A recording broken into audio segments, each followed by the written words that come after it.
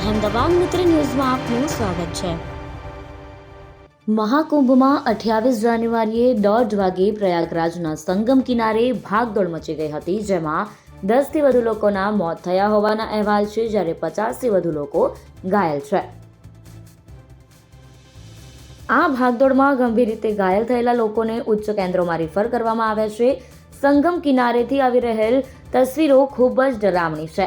ભાગદોડ પછી હજારો ચંપલ, જૂતા અને કપડાં જમીન પર પડેલા દેખાઈ રહ્યા છે। કેટલાક લોકો તો પોતાના પ્રિયજનોને શોધી રહ્યા છે, તો કેટલાક પોતાનો માલ સામાન શોધી રહ્યા છે। આ દરમિયાન પોલીસ પ્રશાસન ડરેલા લોકોને મદદ કરતું જોવા મળ્યું। વહીવટીતંત્રની સતર્કતાને કારણે મોટી દુર્ઘટના ટળી ગઈ તે સારી વાત હતી, તો બીજી બાજુ એરિયલ વ્યૂમાં આખા સંગમ તટ પર લોકો જ લોકો દેખાઈ રહ્યા હતા। ક્યાંક જમીન તો દેખાતી જ નહોતી। મહાકુંભમાં નાસભાગ બાદ અખાડાઓનું શાહી સ્નાન રદ કરવામાં આવ્યું છે। નાસભાગ પછી વહીવટીતંત્રની વિનંતી પર તમામ 13 અખાડાઓએ મૌની અમાવસ્યાનું અમૃત સ્નાન રદ કર્યું।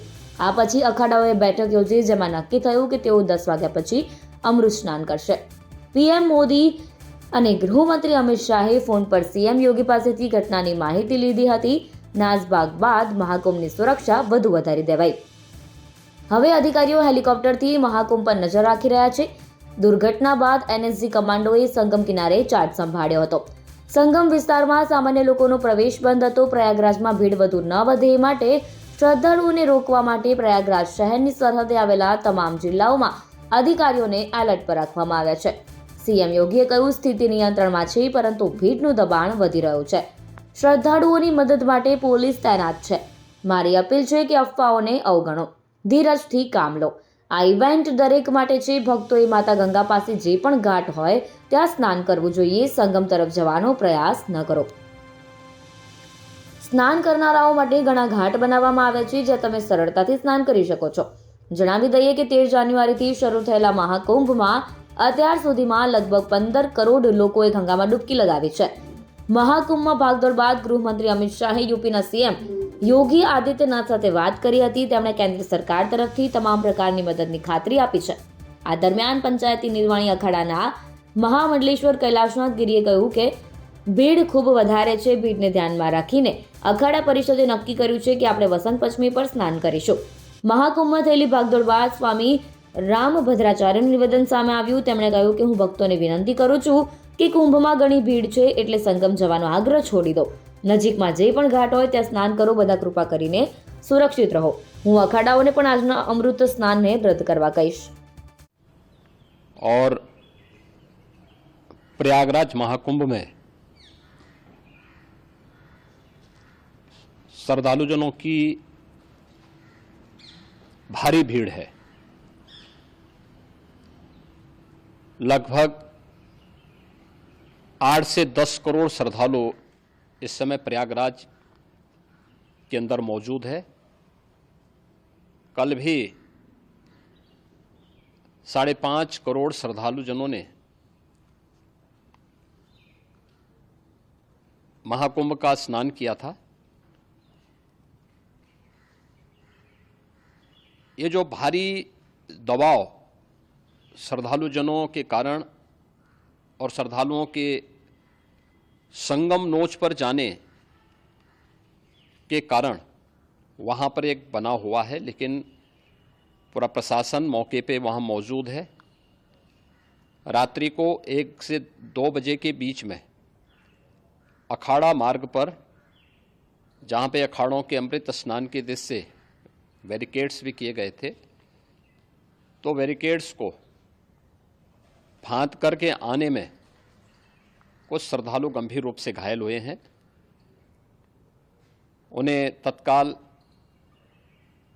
हॉस्पिटल में पहुंचा करके उपचार आदि की व्यवस्था उनके लिए की गई है। उनमें से कुछ श्रद्धालु गंभीर रूप से घायल हैं। लगातार प्रशासन स्थानीय स्तर पर श्रद्धालुओं की सकुशल स्नान कराने के दृष्टि से रात्रि को कल सायंकाल 6:30-7 बजे से ही मौनी अमावस्या का मुहूर्त प्रारंभ होने के बाद से ही लगातार लगा हुआ है। प्रयागराज में महाकुंभ में श्रद्धालुजनों के सकुशल स्नान करने अमृत स्नान के लिए देश भर से आए हुए श्रद्धालुजनों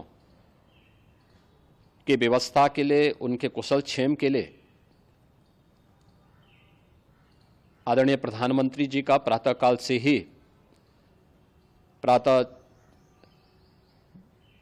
से ही उनके लगभग 4 बार प्रधानमंत्री जी ने हालचाल लिया है। माननीय गृह मंत्री जी ने, माननीय राष्ट्रीय अध्यक्ष भारतीय जनता पार्टी श्री जेपी नड्डा जी ने, माननीय गृह मंत्री श्री अमित शाह जी ने भी, और प्रदेश की माननीय राज्यपाल श्रीमती आनंदीबेन पटेल जी ने भी लगातार जानकारी लेकर के सभी के कुशल क्षेम और सकुशल स्नान कराने के बारे में निरंतर रिपोर्ट ले रहे हैं। हम लोगों की प्रातःकाल से ही श्रद्धालुजन जो भी आए हैं वे स्नान कर सकें, इसके लिए यहाँ पे उच्च स्तरीय बैठक भी चल रही है, जिसमें मुख्य सचिव भी हैं, डीजीपी हैं, प्रमुख सचिव गृह हैं, मुख्यमंत्री कार्यालय के अपर मुख्य सचिव के साथ साथ एडीजी लॉ एंड ऑर्डर के साथ साथ अन्य वरिष्ठ अधिकारीगण मौजूद हैं। प्रयागराज में हालात वर्तमान में नियंत्रण में हैं, लेकिन भीड़ का दबाव बहुत बना हुआ है। अखाड़ा परिषद से जुड़े हुए पदाधिकारियों के साथ मैंने स्वयं भी बातचीत की है।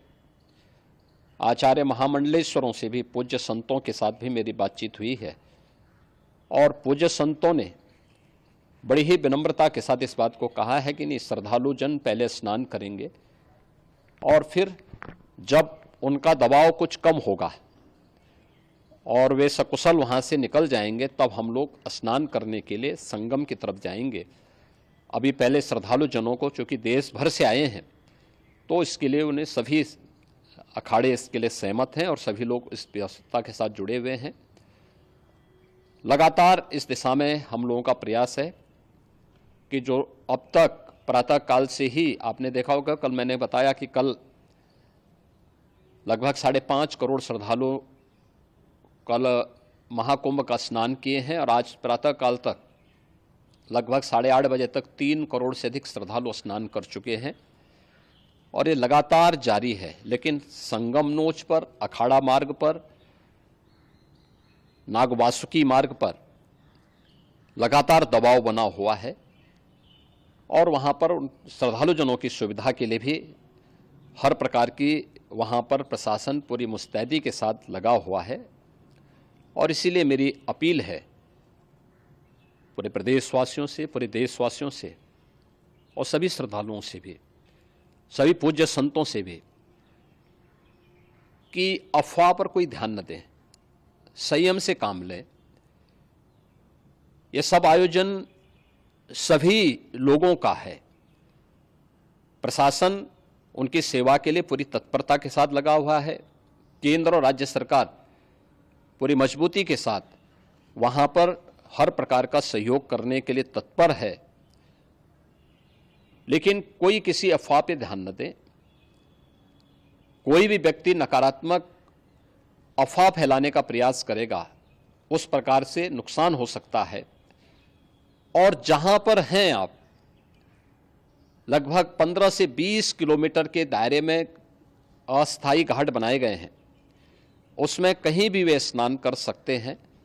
आवश्यक नहीं कि संगम नोच की तरफ ही आएं, क्योंकि भीड़ देखते हुए, खासतौर पर जो बुजुर्ग हैं, बच्चे हैं, श्वास के रोगी हैं, उनको लंबी दूरी तय नहीं करनी चाहिए, और जहां पर हैं वहीं पर आराम से पहले स्थिर होकर के कार्य करें, वहां पर रह करके, और जो नज़दीक के घाट हैं उसी नज़दीक के घाट में स्नान करेंगे। सब गंगा जी के ही घाट हैं, और गंगा जी के इस घाट में वही पुण्य प्राप्त होगा। ये मौनी अमावस्या है, मौनी अमावस्या में स्नान का महत्व है।